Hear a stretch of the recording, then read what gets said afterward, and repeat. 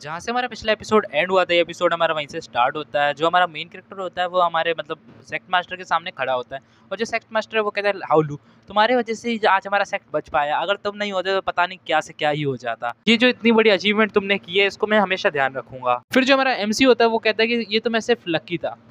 फिर जो sect master होता है वो कहता है कि बिल्कुल भी मैंने सोचा नहीं था कि हमारा जो सेक्स ग्रैंड कंपटीशन है वो इस तरीके से होगा, लेकिन अब रुक गया है तो हम क्या ही कर सकते हैं। तो कल के दिन हम यहाँ से रवाना हो जाएंगे, तो सब अभी आराम करो, कल हम तैयार होंगे और यहाँ से निकल जाएंगे। फिर हमारा मेन कैरेक्टर अपने मास्टर से कहता है कि मास्टर आपको भी जाके आराम करना चाहिए। फिर जो उसका मास्टर है वो कहता है कि मैं इतना बूढ़ा नहीं हुआ कि मुझे आराम करने की अभी जरूरत। फिर हमारे मेन कैरेक्टर का मास्टर कहता है कि तुम अपने रास्ते में थोड़ा केयरफुल रहना, कोई भी हो सकता है। फिर हमें बाहर का सीन दिखाया जाता है जहाँ पे जो पेनवाई होता है वो कहता है उन बूढ़े खुस्टों ने बिल्कुल भी यकीन नहीं करा होगा कि हम लोग ऐसा कुछ कर भी पाएंगे। उनने तो यही सोचा था कि ऐसा कुछ हो जाएगा, लेकिन हमारी देखो किस्मत कैसी थी। हमने वहाँ पे जो एंट्री मारी ना, ऐसा लग रहा था कि वो लोग हमें मार ही डालेंगे, लेकिन उनकी शक्लें कुछ ऐसी थी।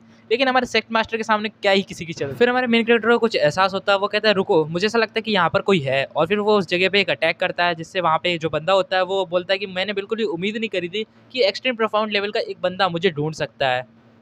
तुम्हारे जैसे टैलेंटेड बंदे को तो हमारे क्लैन में ही होना चाहिए, तो जल्दी से हमारे क्लैन में आ जाओ, बहुत ज़्यादा तुम्हारे लिए बहुत ज़्यादा बढ़िया होगा। तुम्हें अच्छे खासे रिसोर्सेज मिलेंगे जो तुम्हारी कल्टीवेशन को बढ़ाने में बहुत ज़्यादा मदद करेंगे। फिर हमारा मेन कैरेक्टर कहता है कि तुम उसी लाउनलाइन क्लैन से होना जिसके बंदों को अभी थोड़ी देर पहले मैंने मारा था। क्या तुम भी गुचन को पकड़ने के लिए आए हो? फिर जो लाउलन किंगडम का बंदा होता है वो कहता है कि मैं वैसे तो कहूँ कि मैं इसको पकड़ने नहीं आया हूँ, एक तरीके से कह भी सकते हैं कि मैं इसको पकड़ने आया हूँ, क्योंकि मुझे इससे टेक्निक चाहिए जो टेक्निक इसके पास है। अगर ये मुझे सीधे हाथों से दे देता है तो इसके लिए ठीक होगा, लेकिन अगर ये मुझे देने से मना करता है तो इसके लिए बहुत ज़्यादा बुरा हो सकता है। फिर जो गोचन होता है वो कहता है कि मैं इतना कह ही पाता है, इतने में हमारा मेन कैरेक्टर से रोक देता है। वो कहता है कि तुम रुको, इससे जो भी तुम्हारा जो काम है वो निपटारा मैं कर देता हूँ। और फिर हम वो बंदा दिखा देते हैं, वो अपनी पावर्स को रिलीज करता है और हमें बताया जाता है कि वो डिजी रेलम पे है, मतलब वो अभी येलो एक्सट्रीम रेलम पे है जो प्रोफाउंड एक्सट्रीम रेलम से ऊपर का लेवल होता है। और वो बंदा अपनी पावर को शो करता है। जो पेनवाई होता है वो कहता है कि क्या ये तो और ज़्यादा ही हाई लेवल पे है, हाउलू तुम नहीं टिक सकते इससे। हमारा मेन कैरेक्टर कहता है कि जब तक लड़ूंगा नहीं तो पता कैसे चलेगा कि ये मैं इससे लड़ पाऊंगा या नहीं। और फिर हमारा मेन कैरेक्टर कहता है तुम चाहे डीजे रेलम पे हो चाहे हाई लेवल पे हो, मुझे इससे कोई फर्क नहीं पड़ता। फिर वो कहता है कि तुम्हारी ये छोटी मोटी स्किल्स मेरे सामने काम नहीं आएंगी, लगता है तुमने मुझे बहुत ज़्यादा नीचे आंक लिया है, तो मैं तुम्हें अपनी पावर शो करके बताता हूँ। और फिर हमारे मेन कैरेक्टर सामने अपनी ट्रू पावर शो करता है। हमारा मेन कैरेक्टर कहता है बेशक इसकी पावर थोड़ी ज़्यादा है, लेकिन इतनी ज़्यादा नहीं है कि ये मुझे हरा सके। लेकिन हमारा मेन कैरेक्टर उसके भाले के अटैक को डॉज करता है। वो बंदा कहता है कि ये बहुत ज़्यादा बढ़िया, तुमने मेरे अटैक्स को ब्लॉक कर लिया। फिर हमारा मेन कैरेक्टर कहता है कि तुम चिंता मत करो, क्योंकि यहाँ पे तुम हारने वाले हो। कुचन कहता है कि इतना बड़ा गैप होने के बाद भी हाउलू से टक्कर की फाइटिंग कर रहा है। वो बंदा कहता है कि तुम्हें क्या लगता है कि हुआंगजी रेलम का एक बंदा, मतलब प्रोफाउंड एक्सट्रीम रेलम का बंदा एक येलो एक्सट्रीम लेवल के बंदे को हरा सकता है? वो कहता है अब मैं अपने सबसे पावरफुल मूव अटैक करने वाला हूँ। और वो हमारे मेन कैरेक्टर के सिर की तरफ अपने जो भाला है उसके पास जो भी हथियार है उसका इस्तेमाल करता है। वो कहता है कि अब तुम नहीं बचोगे। कुचन कहता है कि अब क्या होगा ब्रदर, जल्दी से बचो। और हमारा मेन कैरेक्टर वहाँ पे खड़ा होता है, वो कुछ हिल नहीं रहा होता। वो कहता है कि जो तुम्हारी टेक्निक है ट्रिपल याओ कुआन, ये मेरे सामने कुछ भी नहीं है। और फिर हमारा मेन कैरेक्टर पता नहीं कैसे अपनी वही पावर रिलीज करता है, जिससे जो सामने वाला बंदा होता है वो कहता है कि मैं क्लियरली देख सकता हूँ कि तुम एकदम फिफ्थ स्टेज पे हो एक्सट्रीम लेवल के, लेकिन तुम्हारे पास इतनी ज़्यादा पावर कैसे हो सकती है? इसके सामने तो मैं भी नहीं टिक पा रहा हूँ। और वो वहीं पे मर जाता है, क्योंकि हमारे मेन कैरेक्टर का अटैक इतना ज़्यादा पावरफुल होता है कि वो सामने वाला बंदा उसको झेल नहीं पाता, इसलिए वो वहाँ पे मर जाता है। और फिर हमें उसकी लाश दिखाई जाती है। फिर हमारे गोचन कहता है उन दोनों के बीच में सिर्फ एक स्टेज का गैप था, मतलब पूरे 9 लेवल्स का, फिर भी हमारे अलू हाउ ने उसे हरा दिया। और वहाँ पे जो बंदा पेनवाई होता है वो कहता है मेरे को तो पहले से ही पता था कि ब्रदर इतने ज़्यादा अमेजिंग है कि उनके सामने कोई टिक ही नहीं सकता, चाहे वो डीजे रेलम का आ जाए चाहे उससे आगे का रेलम का आ जाए। मतलब मैं यहाँ पे डीजे रेलम की बात कर रहा हूँ, मतलब येलो एक्सट्रीम रेलम की, जो उससे ऊपर लेवल है प्रोफाउंड एक्सट्रीम से। फिर हमारा मेन कैरेक्टर कहता है इनको हराने में मेरे को अपने 30% स्टोन्स बर्बाद करने पड़े जो मुझे उस गुफा से मिले थे। अगर मैं ऐसे ही एक दो बंदों से लड़ता हूँ तो मेरे तो पूरे ही खत्म हो जाएंगे। फिर हमें अगले दिन का सीन दिखाया जाता है जहाँ पे जो हमारा मेन कैरेक्टर होता है वो एक शिप के अंदर होता है। शिप के अंदर उसका मास्टर भी होता है। वो कहता है क्या तुम्हारे ऊपर कल रात अटैक हुआ, लेकिन तुमने मुझे इसके बारे में बताया क्यों नहीं कल रात? वो कहता है कल रात आप बिजी थे। तो वो कहता है कि ये लो मेरी तरफ से एक टोकन, अगर तुम पे कोई बंदा अटैक करता है तो ये टोकन उस पर अटैक कर देना, ये अटैक के काम आएगा। वो हमारा मेन कैरेक्टर कहता है कि मास्टर आपका बहुत बहुत शुक्रिया, इस गिफ्ट के लिए आपका बहुत बहुत शुक्रिया। फिर उसका जो मास्टर होता है वो कहता है इतनी ज़्यादा फॉर्मेलिटीज़ का इस्तेमाल मत करो, मैं चाहता हूँ कि सिर्फ मुझे थोड़ा सा पैसा दे दो। हमारा मेन कैरेक्टर बहुत ज़्यादा मतलब हैरान हो जाता है और वो कहता है कि मास्टर को सिर्फ पैसे चाहिए? मास्टर ही क्या, सबको ही पैसे चाहिए, पैसे सब कुछ होता है। और हमारा मेन कैरेक्टर को अभी तक ये पता ही नहीं है शायद। फिर हमारे मेन कैरेक्टर से उसका मास्टर कहता है कि हम जल्दी हमारे ताइवान पीक में पहुंचने वाले हैं, क्योंकि हमारा सेक्ट जल्दी आने वाला है, तो सेक्ट में आ गया तो ताइवान पीक पे तो आना ही है। फिर हमारा मेन कैरेक्टर अपने मन में कहता है कि मेरा बहुत बड़ा अच्छा डिसीजन रहा कि मैं इस पीक पे आया, और मेरे जो मास्टर एंड ब्रदर हैं वो कितने ज़्यादा अच्छे हैं, उनकी वजह से मैं बहुत सारी चीज़ें सीख पाता हूँ। हमें नहीं पता कि कितने दिन या महीने की बात बताई जाती है। हमें दिखाया जाता है फिर अगले सीन में कि जो हमारा मेन कैरेक्टर है वहाँ पे मतलब अपने ब्रदर से पूछ रहा होता है कि ब्रदर कैसे मैं अपना फ्रैक्शन बना सकता हूँ। उसका ब्रदर बहुत ज़्यादा हैरान हैरान हो जाता है। वो कहता है क्या फ्रैक्शन? तो आप जानते हो ना ये कितनी बड़ी चीज़ है, उसके लिए कितने ज़्यादा रिसोर्सेज़ चाहिए। तुम्हें लगता है कि तुम अकेले एक फ्रैक्शन बना सकते हो? वो कहता है फिर भी आप मुझे हेल्प चाहिए क्योंकि मेरे बहुत सारे दुश्मन हैं, आप भी जानते हो। अगर मुझे उनसे बचना है तो मुझे खुद का कुछ बनाना पड़ेगा, जिससे मुझे खुद का एक फ्रैक्शन फ्रैक्शन माने एक फैमिली या कुछ एक तरह का क्लैन के टाइप जो हमारा मेन कैरेक्टर बनाना चाहता है।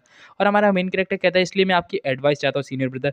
उसका जो सीनियर ब्रदर है वो कहता है कि यार मैं तुम्हें कैसे बताऊँ, मैं 10 साल से तो खुद स्पीक पे हूँ, मुझे भी ज़्यादा उसके बारे में नॉलेज नहीं है। तुम ऐसा करो कि तुम डुगू जियान एंड जो योंग नाम की लड़की है उससे जाके पूछो। हमारा मेन कैरेक्टर कहता है लेकिन मैं उन पे ट्रस्ट नहीं करता क्योंकि उन्होंने पहले मुझे मारने की कोशिश भी करी। फिर हमारा मेन कैरेक्टर का ब्रदर कहता है कि मुझे पता है कि तुम दोनों के बीच में बहुत ज़्यादा मिसअंडरस्टैंडिंग है, लेकिन एक बार मेरी बात मान के देखो, एक बार मैं उनकी तरफ से गारंटी लेता हूँ। तुम एक बार जाओ उनसे पूछो, फिर वो तुम्हारी सही में बहुत ज़्यादा मदद करेंगे। हमारा मेन कैरेक्टर कहता है वैसे तो मुझे उन पे भरोसा नहीं है, लेकिन सीनियर ब्रदर ने कहा है तो कुछ सोच समझ के ही कहा होगा। फिर हमें 1 महीने बाद का सीन दिखाया जाता है जहाँ पे जो हमारा मेन कैरेक्टर होता है वो डुगुजुआन रेजिडेंस के पास पहुँच गया होता है। वो कहता है पता नहीं यहाँ इतने ज़्यादा खाली-खाली सा क्यों लग रहा है? ऐसा लग रहा है यहाँ पे किसी ने अटैक किया हो और इसकी हालत देख के तो ऐसा लगता है कि ये किसी की मदद कर। फिर हमारे मेन कैरेक्टर को पीछे से आवाज़ आती है कि तुम कहाँ पे भाग के जाओगे? मेरे हाथ में आ ही जाओगे। फिर हमें दिखाया जाता है कि वहाँ पे डुगुजियान होता है जो अपनी सिस्टर को लेके कंधों पे भाग रहा होता है और जो पीछे बंदा होता है वो उनके सामने आ जाता है। वो कहता है कि तुम्हें क्या लगता है कि तुम मुझे परेशान करके यहाँ से भाग सकते हो? जल्दी से जो तुम्हारी सिस्टर है वो मुझे मेरे हाथों में दे दो। फिर हमारा जो डुगुजियान होता है वो कहता है बिल्कुल भी नहीं। अगर तुमने उसे हाथ भी लगाया तो तुम्हारे मैं हाथ काट के रख दूँगा। और फिर जो बंदा होता है वो कहता है कि तुम्हें क्या लगता है तुम यहाँ से भाग सकते हो? मुझे जो करना है वो मैं करके रहूँगा। और वो कहता है कि जल्दी से मुझे दे दो। और हमें उस बंदे का लेवल बताया जाता है, वो सबसे कम लेवल पे होता है, वो भी क्यूआई कैडनेस लेवल पे, जो सबसे ज़्यादा लो लेवल माना जाता है इस कल्टीवेशन मानवुआ में। और वो बंदा इस लेवल पे होकर डुगुजुआन से माँग रहा होता है, पता नहीं क्या ही नसीब आ गया इन लोगों का। फिर हमें पीछे से कोई बंदा आवाज़ देता है, वो कहता है कि यहाँ पे चल क्या रहा है? और हमें दिखाया जाता है वहाँ पे हमारा मेन कैरेक्टर होता है, वो कहता है कि तुम इन वीकलिंग्स के सामने भी तुम यहाँ टिक नहीं पा रहे, ये कितने बुरे दिन आ गए हैं डुगुजियान। और फिर हमारा डुगुजियान होता है, वो कहता है कि हाउलू तुम यहाँ पे। और फिर हमें दिखाया जाता है हाउलू के बगल में जो बंदा होता है पेनवाई, मतलब जो बंदा दूसरा होता है, वो कहता है कि ये मेरे सबऑर्डिनेट्स को इसने ही पहले मारा हुआ होता है। फिर वो कहता है कि मैं तुम्हें तो बाद में देखूँगा, पहले मैं इससे निपटारा कर लूँ। फिर वो कहता है कि तुम टियान डू सेक्ट के बंदे, तुम पता नहीं यहाँ क्यों आ जाते हो मरने के लिए। फिर हमारा मेन कैरेक्टर उस पे अटैक करता है, जिससे वो बंदा वहीं की वहीं मर जाता है एक ही अटैक में। और फिर हमें दिखाया जाता है कि हमारा मेन कैरेक्टर डुगुजियान के पास जाता है और उससे पूछता है कि तो क्या तुम मुझे बता सकते हो कि तुम इन कमज़ोरों से क्यों भाग रहे हो? तुम तो इन्हें एक ही अटैक में मार सकते हो, तुम्हारा जो कल्टीवेशन लेवल है वो थोड़ा ही तो कम है मेरे से। फिर वो कहता है कि मैं तुम्हें क्या ही बताऊँ, कुछ ऐसी स्थिति बन गई कि मैं तुम्हें घर पे चल के ही बताता हूँ। फिर हमें वो अलग ही जगह का सीन दिखाया जाता है, शायद तक ये उनकी रेज़िडेंस का सीन है। और फिर हमें दिखाया जाता है हमारा मेन कैरेक्टर उसकी सिस्टर पे मतलब हीलिंग इफेक्ट का इस्तेमाल कर रहा होता है, ताइवानी पी की 3 फॉर्मेशन टेक्निक। फिर वो उसका भाई पूछता है कि भाई क्या हुआ? तो वो कहता है ज़्यादा तो कुछ नहीं, इसकी कंडीशन खराब लग रही है। मुझे ऐसा लग रहा है कि मुझे खुद को नहीं पता है कि इसके अंदर कहाँ ही प्रॉब्लम है। फिर जो डुगु जूनियर होता है वो कहता है कि लगता है मेरी सिस्टर को बचाने का सिर्फ एक ही तरीका है। और वो कहता है कि वो तरीका कुछ नहीं, ताइवान हार्ट सूत्र है। अगर वो ताइवान हार्ट सूत्र तुम सीख लेते हो और उसका इस्तेमाल करते हो तो तुम शायद तक मेरी सिस्टर को बचा सकते हो। हमारा मेन कैरेक्टर कहता है क्या ताइवान सूत्र, ये होता क्या है? तो मुझे ये बताओ कि ये सब तुम्हारे साथ हुआ कैसे है? और फिर जो हमारा डुगुजियान होता है वो कहता है कि ब्रो मैं तुम्हें कैसे बताऊँ, ये एक बहुत ज़्यादा लंबी कहानी है। फिर डुगुजियान अपनी स्टोरी सुनाता है, वो बताता है जिस दिन से तुम हमारे साथ से अलग हुए हो, तुमने जो हमारे साथ किया है, उसकी वजह से जो मेरी सिस्टर है बहुत ज़्यादा डीपली इफेक्टेड हुई है। उन्होंने इतनी ज़्यादा ट्रेनिंग की, इतनी ज़्यादा ट्रेनिंग करती रही, रोज़ ट्रेनिंग करती और हार्ड वर्क करती, जिससे वो अपनी वो जो वर्मिलियन ब्लड लाइन है उसको अवेकन कर सके और जिससे वो और ज़्यादा पावरफुल बन सके। लेकिन वो अपनी वर्मिलियन ब्लड लाइन को अवेकन नहीं कर पाती हैं। फिर हमें एक दिन पता चल जाता है कि हमें कैसे उस वर्मिलियन ब्लड लाइन को अवेकन करना है मेरी सिस्टर को।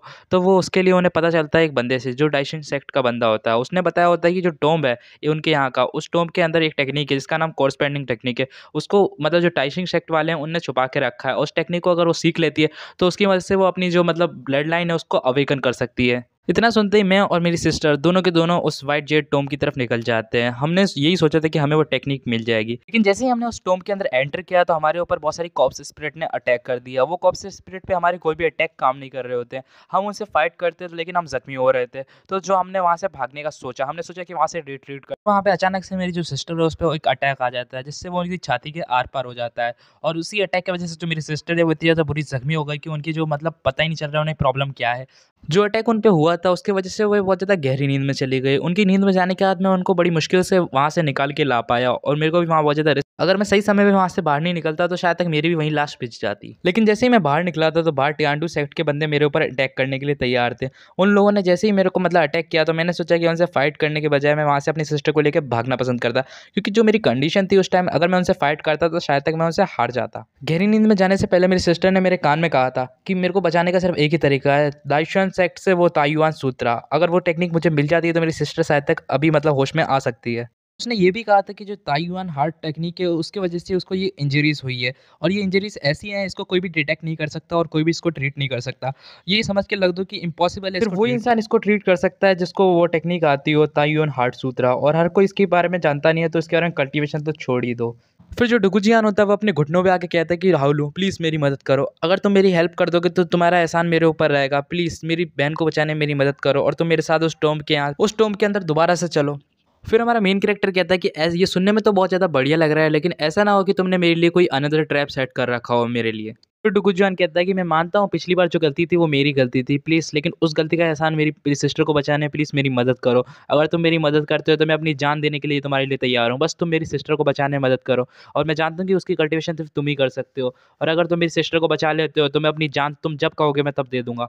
और मेरी सिस्टर को बचाने में मेरी मदद करो। ऐसे वो गिड़गिड़ा रहा होता है। हमारे मेन कैरेक्टर को दया आ जाती है और वो कहता है ठीक है, मैं आखिरी बार तुम्हारे ऊपर ट्रस्ट करता हूँ, लेकिन ये ध्यान रखना अगर जो तुम्हारी ज़िंदगी है वो मेरे हाथों में है, जब चाहे मैं उसके साथ कुछ भी कर सकता हूँ। हाँ, ठीक है, मैं तुम्हारी मदद करूँगा उधर के लिए, लेकिन मेरी भी एक शर्त है, तुम्हारी जो सिस्टर है उसको बचा तो मैं लूँगा, लेकिन उसके लिए भी तुम्हें मेरी एक काम करना होगा और उस काम को करने से तुम मना नहीं कर सकते बिल्कुल भी। इतनी बात सुनते डुगु जियान बड़ा खुश हो जाता है और वो खड़ा हो जाता है। वो कहता है थैंक यू सीनियर ब्रदर, मैं तुम्हारा एहसान हमेशा याद रखूँगा। फिर हमें 3 दिन बाद व्हाइट जेट टॉम्ब के अंदर का सीन दिखाया जाता है, जहाँ पे कोई कहता है कि बर्न्स द हेवन। वो अपनी टेक्निक का इस्तेमाल कर रहा होता है। हमारा मेन कैरेक्टर जो वर्मिलियन ब्लड लाइन की उसके पास जो टेक्निक होती है, उस टेक्निक की मदद से वो बहुत बड़ी फ्लेम्स लगाता है, लेकिन उस फ्लेम्स का स्पिरिट कॉर्प्स पे कोई असर नहीं हो रहा होता है। फिर हमारा मेन कैरेक्टर कहता है कि यहाँ पे कुछ असर क्यों नहीं हो रहा है, लेकिन बगल में जो डुगुजियान होता है वो कहता है कि ब्रदर कुछ करो वरना हम यहाँ पे मर जाएँगे। और फिर उसके अंदर से जो फेरी होती है वो कहती है कि तुम अपनी मेंटल पावर का इस्तेमाल करो, वही यहाँ पे जो चीज़ है वो काम कर सकती है। हमारा मेन कैरेक्टर कहता है फेरी आपका बहुत-बहुत शुक्रिया हमें आइडिया देने के लिए, और वो अपनी मेंटल पावर का इस्तेमाल करता है। वो एक ड्रैगन शेप ले लेती है, जिसकी वजह से जितने भी कॉर्प्स होते हैं वो सारे के सारे वहीं पे ढेर हो जाते हैं, मतलब मर जाते हैं। वैसे तो मरे ही हुए होते हैं और भी ज़्यादा मर जाते हैं। और ये इस पावर्स देख के जो डुगुजियान है वो हैरान हो जाता है। वो कहता है ये पावर ये तो थर्ड ग्रेड की एल्केमी की जैसी लग रही है। और फिर हमें दिखाया जाता है कि हमारा मेन कैरेक्टर कहता है कि मुझे लगता है कि सही में काम कर गया। फिर हमारा मेन कैरेक्टर कहता है चलो अब यहाँ पे खड़े भी मत रहो। फिर जो डुगुजियान होता है वह सही में कहता है अपने मन में हाउलू सही में तुम बहुत ज़्यादा अमेजिंग हो। और फिर हमें अंदर का सीन दिखाया जाता है, सब कुछ बर्फ बर्फ का होता है। हमारा मेन कैरेक्टर डुगुजियान कहते हैं यहाँ पे तो सब कुछ क्रिस्टल का है। फिर डुगुजियान कहता है कि जो अटैक मेरी सिस्टर को लगा था वो शायद तक यहीं से आया था, और यहाँ से मुझे वही कोल्ड हो रहा है, महसूस हो रहा है जो मेरी सिस्टर के अंदर गया है शायद तक, और यहीं से वो अटैक आया होगा। हम लोगों को बहुत ज़्यादा केयरफुल रहने की ज़रूरत है, पता नहीं कब कहाँ से अटैक आ जाए। फिर हमें वहाँ पे किसी की आवाज़ आती है, वो कर रहा होता है हा हा हा, हज़ारों साल से यहाँ पे कोई नहीं आया और तुम लोग यहाँ पे मेरी कॉप्स स्पिरिट अरे को तोड़ के आ गए। मुझे लगता है कि तुम में बहुत ज़्यादा ही ताकत होगी, इसलिए तुम यहाँ तक पहुँच भी पाए हो। फिर हमें दिखाया जाता है जिस बंदे ने ये बात कही होती है वो एक स्पिरिट होती है। वो स्पिरिट शायद तक किसी बूढ़े ओल्ड मास्टर की होगी। वो कहता है कि मैंने बिल्कुल भी एक्सपेक्ट नहीं करा था कि मैं किसी को देख पाऊंगा जिसके पास ये ड्रैगन्स पावर। लगता है हेवन मुझसे बहुत ज़्यादा खुश है। फिर हमारा मेन कैरेक्टर कहता है कि वापस एक स्पिरिट बॉडी, पता नहीं ये कहाँ कहाँ से आ जाती है, इनको वापस मारना पड़ेगा। फिर हमारा डुगुजियान चिल्ला के कहता है कि ब्रदर संभल के, मेरी सिस्टर ने मुझे बताया था कि स्टोम के अंदर एक लेजेंडरी मास्टर की आत्मा है और ये वही है। ये साथ ही ये अल्केमिस्ट में भी बहुत ज़्यादा अच्छे हैं और ये डायनेसन शेकर्ड के एक एल्डर हुआ करते थे। इनकी पावर के चर्चे हर जगह सुनने को मिल ही जाते हैं कहीं ना कहीं। क्या तुम्हें याद है तुम्हारे पास जो कोल्ड ड्रोन है, जो हम तुम्हारी सेक्रीफाइस देके हमें उसके अंदर से पावर्स मिलने वाली थी बर्मिला ब्लड लाइन की, वही पावर्स मतलब कुल मिला के जो कोल्ड ड्रोन है वो इसी का बनाया हुआ है, यही उसका क्रिएटर है। और लास्ट टाइम जिस रूइंस पे हम गए थे वो रूइंस भी इसी की क्रिएशन थी, तो मुझे ऐसा लगता नहीं कि हम इसे जीत पाएंगे। फिर जो बंदा होता है बूढ़ा एल्डर, वो कहता है कि मैंने बिल्कुल भी एक्सपेक्ट नहीं करा था कि यहाँ पे जो कोई बंदा आएगा जिसके पास मेरा डिवाइन कोल्ड ड्रोन होगा। ये बहुत ज़्यादा अच्छा है कि मेरे को यहाँ पे एक बॉडी भी मिल रही है और वो भी इतनी ज़्यादा अच्छी जिसके पास ड्रैगन पावर्स है। लगता है कि मुझे यहाँ पे तुम्हें शो दिखाना होगा बच्चों। और वहाँ पे उसके पास जो भी कॉप्स मतलब कब्रें रखी हुई थी उन सब के अंदर से एक एक डेड बॉडी निकलने लग जाती हैं। और हमारा डुगुजान कहता है ये तो इनकी स्पेशल टेक्निक पपेट टेक्निक है, इसके सामने तो हम टिक भी नहीं सकते, ऐसा कह रहा होता है। और जितने भी उसके पपेट्स होते हैं वो सारे के सारे हमारे मेन कैरेक्टर पे अटैक करने के लिए आ रहे होते हैं और डुगुजियान बहुत ज़्यादा घबराया हुआ होता है।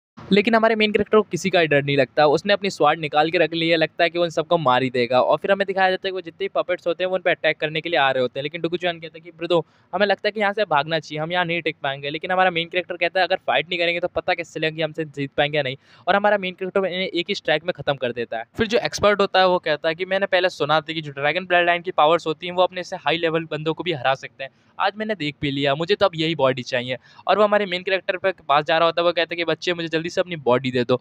और फिर हमें दिखाया जाता है कि हमारे उस बूढ़े एल्डर पे हमारा मेन कैरेक्टर अपनी फायर का भी इस्तेमाल करता है और वो बूढ़ा एल्डर कहता है कि तुम्हारी ये छोटी-मोटी ट्रिक्स मेरे सामने काम नहीं आएँगी। फिर जो बूढ़ा एक्सपर्ट है वो हमारे मेन कैरेक्टर की बॉडी के अंदर घुस जाता है और वो कहता है कि अब तो मैं कब्ज़ा कर ही लूँगा। और फिर हमें दिखाया जाता है हमारा डुगुजियान कहता है कि जो हाउलू की अभी करंट स्ट्रेंथ है वो इतनी ज़्यादा काबिल नहीं है कि उसकी मतलब जो स्पिरिट है उसको संभाल सके। मुझे ऐसा लगता है कि वो जो स्पिरिट है वो उस पे कब्ज़ा कर लेगी क्योंकि उसका जो पावर है वो टियांजी रियलम तक महसूस हो रहा है। मुझे नहीं लगता कि और जो पावर का प्रेशर होता है उसकी वजह से जो डुगुजियान है वो बहुत ज़्यादा दूर तक खिसका चला जा रहा होता है। फिर जो एल्डर होता है वो ये कहता है कि तुम्हें क्या लगता है कि तुम यहाँ पे बच जाओगे? बिल्कुल भी नहीं, ज़्यादा हेजिटेट मत करो और अपनी बॉडी मेरे हाथों में दे दो।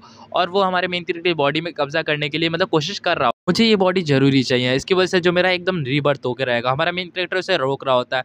वो कहता है ये बिल्कुल भी अच्छा नहीं है, अगर मैं यहाँ नहीं टिक पाया तो ये तो मेरी बॉडी के अंदर कब्ज़ा कर लेगा। फिर जो बूढ़ा एक्सपर्ट होता है उससे पता नहीं कोई चीज़ एहसास होता है, वो कहता है कि तुम ये कैसे हो सकता है? और फिर हमें दिखाया जाता है कि जो अंदर से जो फेरी होती है वो बोल रही होती है कि उसकी बॉडी तुम्हें चाहिए, उसके लिए तुम्हें सबसे पहले मुझसे पूछना होगा। और उस जो फेरी होती है वो उस पे ऐसा अटैक करती है जिसकी वजह से जो बंदा है एल्डर एक्सपर्ट जो भी हो वो वहाँ बहुत ज़्यादा दूर जाके गिरता है। फिर जो ओल्ड एक्सपर्ट होता है वो कहता है कि इस बच्चे के अंदर इतनी पावर नहीं है, लेकिन ये पावर आई तो आई कहाँ से? फिर हमें दिखाया जाता है वो कहता है ज़रूर इसकी बॉडी के अंदर पहले से ही कोई सोल है जो ये सब कुछ कर रही है। फिर हमारा मेन कैरेक्टर कहता है फेरी आपका बहुत बहुत शुक्रिया जो आपने मेरी जान बचाई। फिर जो फेरी होती है वो कहती है कि इसमें शुक्रिया कहने की कोई ज़रूरत नहीं है क्योंकि जो मैंने तुमसे वादा किया और मैं अपना वादा हमेशा निभाती हूँ। और वो कहती है कि ना मैंने बिल्कुल भी एक्सपेक्ट नहीं किया था कि तुम्हारा एनकाउंटर ऐसे बंदे के साथ हो जाएगा, तो जल्दी से अपनी जूलिया स्वॉर्ड निकालो और इसका इस्तेमाल करो। हमारा मेन कैरेक्टर कहता है लेकिन आपने तो मना किया था ना कि मैं इसका इस्तेमाल नहीं कर सकता। फिर जो फेरी होती है वो कहती है सिचुएशन ही कुछ ऐसी बन गई कि उसके एक स्ट्राइक मैं तुम्हारी मदद कर सकती हूँ, तुम उसका एक स्ट्राइक कर सकते हो मेरी मदद से। अगर आपने कहा है तो आपने कुछ सोच समझ के ही कहा होगा। तो वो जल्दी से अपने जूलिया स्वॉर्ड को निकाल लेता है। वो कहता है चलो इसकी पावर टेस्ट करी जाए कि एंशिएंट स्वॉर्ड्स में कितनी ज़्यादा पावर हो सकती है। फिर जैसे ही हमारा मेन कैरेक्टर अपनी स्वॉर्ड को निकालता है तो सामने जो डुगुजियान है वो तो जानता ही नहीं होता ये स्वॉर्ड कैसी है। और वहाँ पे जो एक्सपर्ट होता है वो कहता है क्या ये स्वॉर्ड, ये तो जूलियस स्वॉर्ड है, लेकिन ये तुम्हारे पास कहाँ से है? ये तो एक डिवाइन स्वॉर्ड है, ये बहुत ज़्यादा पुराने टाइम की बनी हुई है। लेकिन वो बहुत ज़्यादा चौंक गया होता है ये सब कुछ देख के। वो कहता है ये पॉसिबल नहीं है, ये तो जब मैं जिंदा था तब ये मिसिंग थी, लेकिन अब ये तुम्हारे हाथ में कैसे आ सकती है? और वो बहुत ज़्यादा घबरा गया होता है। वो कहता है लगता है कि मैं यहाँ से बच नहीं पाऊंगा। और हमारा मेन कैरेक्टर कहता है क्या इतनी ज़्यादा पावरफुल है कि इसको इतना ज़्यादा डर लग रहा है। फिर हमारा मेन कैरेक्टर उस स्ट्राइक का इस्तेमाल करता है स्वॉर्ड की मदद से, तो वहाँ पे एक बहुत बड़ा धमाका होता है जिससे वो पूरा का पूरा एरिया ही डिस्ट्रॉय हो जाता है, जिसकी वजह से जो स्पिरिट है वो कहाँ ही बचेगी। इतना बड़ा एरिया डिस्ट्रॉय हो गया, वो तो स्पिरिट फिर भी छोटी सी थी। और फिर हमें दिखाया जाता है इतना बड़ा धमाका होता है कि अब उसके जगह के चीथड़े चीथड़े उड़ गए होते हैं। और हमारा मेन कैरेक्टर कहता है कि यही सही पावर है जूलियस स्वॉर्ड की, ये तो बहुत ज़्यादा डिस्ट्रक्टिव है। और जो फेरी होती है कि वो कहती है हाँ। फिर हमारा मेन कैरेक्टर डुगुजियान से कहता है कि जल्दी से वहाँ देखो, वहाँ पे जो कॉफिन है उसके अंदर शायद तक जो ताइवान हार्ट सूत्र है वो तुम्हें उसके अंदर मिल जाएगा, तो जाके उसके अंदर से ले लो। वो कहता है ठीक है ब्रदर। फिर जैसे ही डुगुजियान उसके पास जाता है उस कब्र को खोलता है तो उसके अंदर एक हड्डी का ढांचा और एक किताब होती है जो ताइवान हार्ट सूत्रा की होती है, तो क्या आखिरकार मिल ही गई। हमारा मेन कैरेक्टर कहता है ठीक है जल्दी से चल। डुगुजियान कहता है कि मेरी बहन को बचाने के लिए तुम्हारा वापस दोबारा से शुक्रिया। फिर हमें थोड़ी देर बाद का सीन दिखाया जाता है जहाँ पे जो हमारा मेन कैरेक्टर है वो कहता है कि आखिरकार मैं ताइवान जो वीन है उसको निकालने में कामयाब हुआ, जिसकी वजह से जो मैं ताइवान कल्टीवेशन टेक्निक है उसका इस्तेमाल कर सकता हूँ। मतलब इस मानव के अंदर तुम्हें अगर कोई भी टेक्निक का इस्तेमाल करना है तो मैं उसके लिए पहले एक वीन्स अनलॉक करनी पड़ती है, तभी तुम उस कल्टीवेशन मेथड का इस्तेमाल कर सकते हो। और सॉरी मैं थोड़ी बहुत मतलब स्पेलिंग में मिस्टेक कर देता हूँ कि जैसे कि वहाँ पे मतलब कल्टीवेशन मतलब लेवल्स के हिसाब से, क्योंकि इसमें जो चाइनीज ट्रांसलेटर है उसने पता नहीं क्या ही मिस्टेक कर दी, कभी जुआनजिंग कभी ताइजिंग कभी प्रोफाउंड एक्सट्रीम, इसलिए थोड़ी बहुत मिस्टेक होती है तो मैं इसके लिए माफ कर देना। फिर सीन हमारे मेन कैरेक्टर पे शिफ्ट होता है। हमारा मेन कैरेक्टर कहता है कि जो अब मैंने टेक्निक सीख ली इसकी वजह से जो मैं शायन की जो प्रॉब्लम है उसे मैं सॉल्व कर सकता हूँ। इसकी वजह से जो मेरी हुआंगजी रेलम की जो स्ट्रेंथ है वो बहुत ज्यादा इंक्रीज हुई थी जो मैंने सोचा भी नहीं थी। फिर हमें 5 दिन बाद हेयो टावर का सीन दिखाया जाता है कि हमारा मेन कैरेक्टर ताइवान सूत्रा की टेक्निक से उसकी जो सिस्टर है उसे हील कर रहा होता है और पीछे डुगुजियान खड़ा होता है। फिर हमारा मेन कैरेक्टर कहता है कि मैंने अपनी टेक्निक का इस्तेमाल कर दिया, इसकी वजह से जो भी इसकी मतलब प्रॉब्लम्स है वो सारी की सारी दूर हो गई हैं। अब ये यहाँ पे अच्छी तरीके से मतलब ठीक है, अब थोड़ा टाइम इसको रेस्ट करने दो, ये आराम से प्रॉपर पहले जैसी हो जाएगी। और इसकी अभी जो विटिलिटी है वो बहुत ज़्यादा वीक है, तो तुम्हें इसकी विटिलिटी को स्ट्रॉन्ग करने के लिए इसको सेकंड ग्रेड की क्यूआई पिल देनी चाहिए जिससे जो इसकी हेल्थ है वो रिकवर हो सके। फिर जो डुगुजियान होता है कहता है ब्रदर बहुत बहुत शुक्रिया जो तुमने मेरे लिए इतना कुछ किया। फिर हमारा मेन कैरेक्टर कहता है कि तुम्हें इतना ज़्यादा ओवर रिएक्ट करने की जरूरत नहीं है, मैंने जितना किया वो काफ़ी है। फिर जो डुगुजियान होता है वो ये कहता है कि हाउलू तुमने मेरी जो सिस्टर की लाइफ बचा के मेरे लिए बहुत ज़्यादा बड़ा एहसान किया है। तुम पिछली बार मुझसे कुछ कहना चाहते थे और मुझसे कौन सी रिक्वेस्ट है जो तुम मुझसे करवाना चाहते हो? अगर तुम मेरी जान भी मांगोगे ना तो मैं तैयार हूँ अपनी जान देने के लिए। फिर हमारा मेन कैरेक्टर कहता है कि मैं तुमसे अपनी जान नहीं मांग रहा, तुम्हारी सिस्टर को जान दो, मैं सब कुछ तुम्हें आराम से बता दूंगा। फिर हमारे रात का सीन दिखाया जाता है जहाँ पे कोई बंदा चिल्ला रहा होता है, वो कहता है क्या तुम खुद का एक फैक्शन क्रिएट करना चाहते हो, खुद का सेक्ट या क्लैन एक एडमिट करता हूँ कि तुम बहुत ज़्यादा स्ट्रांग हो, लेकिन खुद का एक सेक्ट बनाना ये बहुत ज़्यादा बड़ी बात नहीं हो। फिर जो शाइन होती है वो कहती है कि तुम्हारे मन में ये विचार कैसा है कि खुद का एक सेक्ट बनाया जाए, इसके पीछे कोई रीज़न होगा तुम्हारा, बिना रीज़न के तुम वैसे भी कोई काम नहीं करते हो। फिर हमारा एमसी कहता है कि तुम सब जानते ही हो मैं कितना भी ज़्यादा पावरफुल क्यों ना हो, लेकिन आउट नंबर्स में एनिमीज़ का बहुत ज़्यादा मुसीबत बन सकती है, और मेरे इतने ज़्यादा एनिमीज़ है मैं तुम्हें क्या ही बताऊँ। अगर मैं उन सबसे फाइट करने जाता हूँ तो मुसीबत बन सकती है, तो इसलिए मैं अपना एक फ्रैक्शन खोलना चाहता हूँ, और जितने मेरे कंपेनियंस और मेरे मतलब जितने भी मैं लोगों को जानता हूँ, मैं उनको कोई मुसीबत में नहीं डालना चाहता। अगर उनको मुझे प्रोटेक्ट करना है तो मुझे खुद का एक फ्रैक्शन बनाना ही होगा। फिर हमारी शाइन होती है वो कहती है कि मैं मानती हूँ तुम्हारा जो आइडिया तुम्हें अच्छा लग रहा है, लेकिन ये आइडिया इतना भी सिंपल नहीं है जितना सिंपल तुम समझ रहे हो। इतना ये एक फ्रैक्शन पहली बात तो एक फ्रैक्शन को बनाने के लिए रिसोर्सेज की ज़रूरत है, और अगर तुम्हें कोई फ्रैक्शन बनाना है तो तुम्हें उधर बंदे की बहुत ज़्यादा ज़रूरत होगी जो बहुत ज़्यादा टैलेंटेड हो। ऐसा नहीं कि तुम किसी को भी लेके आ जाओगे, तो वहाँ पे हमें बहुत ज़्यादा टैलेंटेड बंदों की ज़रूरत पड़ेगी, और मुझे नहीं लगता कि तुम्हें यहाँ आसपास से कोई टैलेंटेड बंदा मिल जाएगा। और जो करंटली तुम्हारी स्ट्रेंथ है वो एक एक्सपर्ट के बराबर भी नहीं है। अगर तुम एक किसी को अपनी मतलब फैमिली में लेना चाहोगे तो तुम्हारे पास ना ही स्ट्रेंथ है और ना तुम्हारा बैकग्राउंड इतना अच्छा है कि लोग तुम्हारी फैमिली में रिक्रूट हो। लेकिन मेरे पास एक आइडिया है। वो कहता है क्या आइडिया है? वो कहती है कि एक ही आइडिया है, तुम किसी और का वो ले लो फ्रैक्शन। फिर हमारा मेन कैरेक्टर कहता है सुनने में तो अच्छा लग रहा है, लेकिन ये तुम जानती हो कौन ही होगा जो मुझे अपना फ्रैक्शन देगा। फिर वो कहती है मैं हूँ ना, मैं अपना फ्रैक्शन दूंगी तुम्हें। फिर हमारा मेन कैरेक्टर कहता है कि एक मिनट, तुम ये कहना चाहते हो कि तुम्हारा जो सेंगियम पवेलियन है वो तुम मुझे दे रही हो? फिर हमारा जूनियर कहता है कि तुम क्या शाइन नॉनसेंस बातें कर रही हो। फिर जो शाइन होती है वो जूनियर से कहती है तुम यहीं पे रुको, मैं अभी हाउलू को कुछ दिखा के आती हूँ। और वो वहाँ से खड़ी होती है और वो हमारे मेन कैरेक्टर को बोलती है तुम मेरे पीछे पीछे आओ, मुझे तुम्हें कुछ दिखाना है। फिर हमें हेयू टावर के मतलब एक अलग ही जगह का सीन दिखाया जाता है, और फिर हमारा जो मेन कैरेक्टर और ये शाइन है वो दोनों वहाँ पे आए होते हैं। शाइन कहती है वैसे हमारे पास इतनी ज़्यादा कलेक्शंस नहीं है टेक्निक्स की, लेकिन हमारे पास जो भी है इतना ही है, और हमारे पास थोड़ा बहुत है लेकिन इतना कम भी नहीं है और इतना ज़्यादा भी नहीं है। हम मानते हैं कि हमारे पास टॉप टियर सेक्ट्स के बराबर नहीं है, लेकिन जो भी है यही है। फिर हमारा मेन कैरेक्टर कहता है तुम्हारे पास जितने भी रिसोर्सेज हैं जो 6 ग्रेट सेक्ट्स के हैं वो सारे के सारे तो उनके से थोड़े बहुत सिमिलर मिलते हैं। ये मत कहना कि तुम्हारे पास उन सब के थोड़े थोड़े मतलब वो हैं टेक्निक्स। तो यहाँ पर जितनी भी जो टेक्निक्स हैं वो सारी की सारी तुम्हें यहाँ कहाँ से मिली? फिर जो शाइन होती है वो कहती है कि मैंने बहुत सारे बच्चों को एडॉप्ट किया और उनको मतलब मार्शल ट्रेनिंग दी और उनको इतना टैलेंटेड बना दिया, और उनको साथ ही साथ दूसरे दूसरे सेक्ट्स में भेज दिया, जिससे वो उधर सेक्ट्स की हमें खबरें पहुंचाते रहते हैं। एक तरीके से कहूँ तो हम हमारे जासूस हैं जो हमें थोड़ी बहुत टेक्निक्स ला के देते रहते हैं, और कोई शक भी नहीं कर सकता है कि उसके सेक्ट के जो फ्यूचर हैं वो इन टेक्निक्स को कॉपीज करके है वो हमें पहुंचा रहे हैं। इसमें कोई बहुत ज़्यादा बड़ी प्रॉब्लम्स नहीं है। अगर गुड़ के शक्कर में से थोड़ा सा भी गुड़ गायब हो जाता है तो किसी को पता नहीं चलता कि पूरा गुड़ कहाँ है। थोड़ी बहुत टेक्निक्स के लिए कोई प्रॉब्लम नहीं है। फिर हमारा मेन कैरेक्टर कहता है कि ये सारी की सारी टेक्निक्स तो मुझे दे क्यों रही हो, इससे तुम्हें क्या ही मिल जाएगा? क्योंकि हमारे मेन कैरेक्टर को इसके ऊपर थोड़ा सा शक भी था, क्योंकि कोई भी चीज़ फ्री की मिलती है तो उस पर हमेशा कोई ना कोई गड़बड़ होती है। फिर जो शाइन होती है वो कहती है ये समझ के रखो कि मैं इन्वेस्ट कर रही हूँ, मैं तुम्हारे पास अपना संगियो पवेलियन छोड़ रही हूँ, जिससे तुम हमारे संगियो पवेलियन की स्ट्रेंथ को बढ़ा सको और ज़्यादा पावरफुल बना सको उसे। फिर हमारा मेन कैरेक्टर कहता है कि तुम जानती हो मैं तुम्हारे ऊपर पूरी तरीके से भरोसा नहीं करता हूँ, और मेरी इसके पीछे कुछ टर्म्स एंड कंडीशंस हैं, अगर तुम उसको फॉलो करती हो तो ठीक है।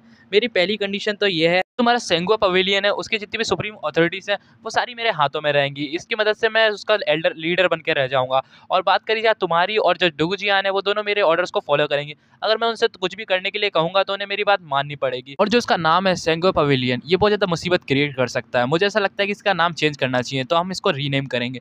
फिर जो शाइन होती है वो कहती है कि रीनेम तो इसका तो मुझे यही बता दो कि इसका रीनेम के बाद इसका नया नाम होगा क्या। फिर जो हमारा मेन कैरेक्टर है वो ये कहता है कि ये पूरी दुनिया अन्याय से भरी हुई है और मैं अकेला हूँ जिस पूरी दुनिया से लड़ रहा हूँ और जस्टिस को लाना चाहता हूँ। तो अब से हमारे फ्रैक्शन का नाम होगा हाउई अलायंस। और वो ऐसा करते हुए एक पत्थर पे मतलब जो एक पत्थर होता है उसके ऊपर अपनी तलवार से निशान लगा देता है और उस पर लिख देता है हाउई अलायंस। हमें अगले दिन का सीन दिखा जाता है जहाँ पे जो मतलब शाइन होती है वो हमारे मेन कैरेक्टर से सर कह के बात कर रही होती है और कह रही होती है कि सर आप जानते हैं ये जो जगह है वहाँ पे यहाँ पे रिसोर्स की बहुत ज़्यादा कमी है, अगर यहाँ पे डेवलपमेंट करनी है तो यहाँ पे बहुत ज़्यादा टाइम लगेगा, तो हमें डेवलपमेंट के लिए एक अच्छी जगह चाहिए होगी, इसलिए हम कोई अलग ही जगह ढूंढेंगे और वहाँ पे डेवलपमेंट करेंगे। उनका डेवलपमेंट से मतलब अपने सेक्ट को और ज़्यादा रिवाइव करना और ज़्यादा पावरफुल बनाना। फिर जो शाइन होती है वो हमारे मेन कैरेक्टर को एक टोकन देती है और कहती है ये जो टोकन है वो तुम्हारी हेल्प करेगा ईस्टर्न रीजन में जितने भी हमारे ब्रांचेस हैं उनसे कॉन्टैक्ट करने में। फिर हमारा मेन कैरेक्टर कहता है कि मैं तुम्हें एक बात बताना भूल ही गया, मेरा रियल नाम लू हाउ है ना कि हाउलू, ये तो मैंने सिर्फ अपने आप को सेफ रखने के लिए हाउलू नाम रखा था। फिर जो डुगुजियान है वो कहता है कि तुम तो लू फैमिली से लगते हो क्योंकि तुम्हारा सरनेम लू है, तो इसका मतलब जो ईस्टर्न रीजन में लू फैमिली उसी से हो। फिर हमारा मेन कैरेक्टर कहता है कि कभी मिलेंगे दोबारा से तो मैं तुम्हें बता दूंगा पूरी की पूरी कहानी, तो मैं अलविदा लेता हूँ यहाँ से। और वो ये भी कहता है कि अगर मैं जब तक लौट के आऊँगा तब तक तुम फ्रैक्शन को संभाल लेना, तो मैं अभी के टाइम पे अपने सेक्ट में जा रहा हूँ, हम दोबारा मिलेंगे, ऐसा कह के वो वहाँ से निकलने लग जाता है। फिर जो डुगुजियान एंड शाइन होती है वो दोनों कहते हैं लू आओ तुम भी अपना ध्यान रखना। फिर हमारा मेन कैरेक्टर रास्ते में जा रहा होता है और ये भी कह रहा होता है कि कभी कोई टाइम था कि जब मेरे पास मेरी मार्शल वेज भी क्रिपल थी और अभी के टाइम देखो कि मैं खुद एक सेक्ट का मास्टर बन चुका। फिर हमारे मेन कैरेक्टर को कहीं दूर से आवाज आती है कि तुम मुझसे सब दूर रहो। फिर हमारा मेन कैरेक्टर कहता है ये आवाज़ तो फेंग युई की है, और आपको जिनको पता नहीं है फेंग युई कौन है, वो एक प्रिंसेस है और ये हमारी मेन कैरेक्टर की अच्छी खासी दोस्त भी है। फेंग युई का सीन दिखाया जाता है जहाँ पे जो फेंग युई है उसे एक बंदे ने पकड़ रखा होता है, वो कहता है कि तुम अब कहाँ भाग के जाओगी। वहाँ पे एक बंदा होता है, वो कहता है कि तुम्हारी किस्मत कितनी ज़्यादा अच्छी है कि तुम्हें यहाँ पे एक प्रिंस लाइक कर रहा है। उस प्रिंस की शक्ल दिखाई जाती है, वो बहुत ज़्यादा गंदा दिखता है और पता नहीं कैसा ही प्रिंस है, कौन से देश का हो सकता है ऐसा प्रिंस। फिर वो प्रिंस होता है, वो कहता है कि तुम अपने आप को मेरे सामने सबमिट कर दो। वो कहती है कभी नहीं, मैं मरना पसंद करूंगी तुम्हारे साथ। फिर कहीं से आवाज़ आती है कि लगता है तुम्हें बहुत ज़्यादा अच्छी लगी वो, और फिर वो उस तरफ देखता है तो वहाँ पे हमारा मेन कैरेक्टर उस पर एक बहुत ज़्यादा बुरी तरीके से किक लगाता है, मतलब एक हिट लगाता है, जिसकी वजह से उसका एक मुंह का दांत भी टूट जाता है। और वहाँ उसका बॉडीगार्ड कहता है कि तुम हो कौन, और वो कहता है ये जानने की ज़्यादा जरूरत नहीं है, और वो उन दोनों बॉडीगार्ड को एक दूसरे से टकरा देता है, जिससे दोनों बॉडीगार्ड की बहुत ज़्यादा बुरी हालत हो जाती है। और जो फेंगी ये होती है, वो कहते हैं हाउलू तुम यहाँ पे। हमारा मेन कैरेक्टर कहता है कि ये तुम्हारे साथ हुआ कैसे। फिर जो बंदा होता है, जो प्रिंस होता है, वो कहता है स्काउंड्रल तुम्हें क्या लगता है कि तुम यहाँ से मेरी फेरी को लेके जा सकते हो? तुम यहाँ किस फैमिली से बिलोंग करते हो? जल्दी से मुझे बताओ कि तुम यहाँ पे किस फैमिली से बिलोंग करते हो। तुम्हारी पूरी फैमिली के मैंने सिर कटवा नहीं दिया तो मेरा नाम भी प्रिंस नहीं। लगता है तुम्हारी जीने की ख्वाहिश खत्म हो गई, इसलिए तुमने इस प्रिंस टेस्ट टक कर ली है। फिर हमारा मेन कैरेक्टर कहता है कि तुम्हें क्या लगता है तुम सेंट मार्शल रेलम की मतलब सेंट मार्शल एम्पायर की प्रिंसेस को इस तरीके से अपने दोनों हाथों से पकड़ सकते हो, और जो थर्ड स्टेज के ये सेंट मार्शल के कल्टिवेटर्स हैं, ये बंदे सेंट मार्शल एम्पायर की प्रिंसेस को पकड़ सके मेरे होते हुए? ऐसा पॉसिबल ही नहीं है। फिर जो फेंग युई होती है, वो कहती है कि तुम प्लीज हाउलू इनसे पंगा मत लो, ये बहुत ज्यादा खतरनाक लोग हैं। इन अकेले की पावर हुआंगजी रेलम तक है, अगर ये सब साथ में मिल जाते हैं ना तो इनकी पावर जुआनजिंग बंदे को हराने की, मतलब एक्सट्रीम प्रोफाउंड लेवल के बंदे तक को ये हरा सकते हैं। प्लीज इनसे पंगा मत लो, मेरी मानो तो तुम यहाँ से निकल जाओ। और फिर हमारा मेन कैरेक्टर कहता है कि ऐसा कैसे हो सकता है। प्रिंस फिर अपने बंदों को ऑर्डर देता है जल्दी से उन्हें मार दो, और जो प्रिंस के जितने बंदे होते हैं वो सारे के सारे हमारे मेन कैरेक्टर और प्रिंसेस की तरफ आ रहे होते हैं, मतलब फेंग युई की तरफ। और फेंग युई वजह डरी होती है, वो कहती है कि तुम मेरे चक्कर में क्यों मरना चाहते हो, यहाँ से निकल जाओ। हमारा मेन कैरेक्टर कहता है कि इन सबको तो मेरे सामने 2 मिनट में टिकने दूंगा। और हमारा मेन कैरेक्टर अपनी वर्मिला ब्लड लाइन की, मतलब वर्मिला बर्ड फ्लेम फायर का इस्तेमाल करता है, जिसकी वजह से जितने भी बंदे वो सारे के सारे मर जाते हैं। वो जो फेंग युई और जो दूसरा प्रिंस है वो भी हैरान हो जाते हैं कि एक ही हिट के अंदर इसने सारे के सारे बंदों को कैसे मार दिया। और हमारा मेन कैरेक्टर कहता है कि बस इतनी ही पावर थी, इनको तो मैंने वैसे ही मार दिया। मुझे ऐसा लगता है कि प्रिंस डैक्शिंग डायनेस्टी के प्रिंस बहुत ज़्यादा कमज़ोर है, मतलब उसके बंदे। और फिर जो प्रिंस होता है वो कहता है कि तुम मुझसे पंगा ले रहे हो, तुम बहुत ज़्यादा गलत कर रहे हो। तुम जानते हो मैं डाइसिंग डायनेस्टी का हूँ, अगर तुमने मुझ पर अटैक किया तो तुम्हारी पूरा एरिया डिस्ट्रॉय हो जाएगा, क्योंकि मैं जिस डायनेस्टी से बिलोंग करता हूँ। हमारा मेन कैरेक्टर कहता है कि बहुत ज़्यादा ही नहीं बोलता तू, और वो उसको खत्म कर देता है, जिससे जो डाइशिंग डायनेस्टी का प्रिंस है उसकी कहानी खत्म हो जाती है। फिर हमारा मेन कैरेक्टर फेंग युई से पूछता है कि तुम्हारे साथ ऐसा क्या हुआ कि ये प्रिंस ने तुम्हें पकड़ लिया और तुम यहाँ पे मुसीबत में फंस गई। और फिर जो मतलब लड़की होती है हमारी फेंग युई, वो कहती है ये बहुत ज़्यादा लंबी कहानी है, चलो आगे मैं तुम्हें बताती हूँ। और यहीं पर ये एपिसोड एंड हो जाता है। Thanks for watching.